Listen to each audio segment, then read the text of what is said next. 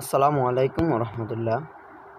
প্রিয় দেশবাসী, যারা প্রবাস থেকে আমার এই ভিডিওটা দেখতেছেন এবং যারা বাংলাদেশ থেকে দেখছেন তাদেরকে জানাই আন্তরিক শুভেচ্ছা ও অভিনন্দন।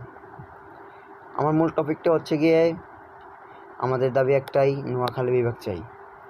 আমাদের নোয়াখালীতে প্রায় 7 লক্ষ মানুষ প্রবাসে থাকে।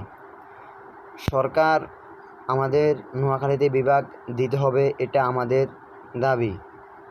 আমাদের দাবি একটাই, নোয়াখালী বিভাগ চাই। এটা শুধু আমাদের দাবি না, এটা আমাদের প্রাণের দাবি। কারণ আমরা নোয়াখালীতে সকল ধরনের যোগ্যতা আছে, আমাদের নোয়াখালীতে বিভাগ দেওয়ার জন্য সকল ধরনের যোগ্যতা আছে। যা কিছু প্রত্যেকটা জেলা সবার কাছে গর্ব, কিন্তু আমাদের নোয়াখালীটা পুরা বাংলাদেশের মধ্যে গর্ব। কারণ আমাদের নোয়াখালীতে যা কিছু আছে কিন্তু তা পুরা বাংলাদেশের মধ্যে কোনো জেলার ভিতরে নাই। কারণ হচ্ছে গিয়ে আমাদের নোয়াখালী, আপনাদের বলতে চাই আমি, ঢাকা থেকে কুমিল্লা হচ্ছে 100 কিলো। এই ঢাকা থেকে কুমিল্লার ভিতরে 100 কিলোর ভিতরে যদি আরেকটা বিভাগ হয়, কেমন? আমাদের নোয়াখালী যদি বিভাগটা হয় তাহলে আপনার অনেক সুযোগ সুবিধা হবে। এজন্য আমি সরকারের দৃষ্টি আকর্ষণ করে বলতেছি, আমাদের দাবি একটাই, আমাদের প্রাণের দাবি, নোয়াখালী বিভাগ চাই।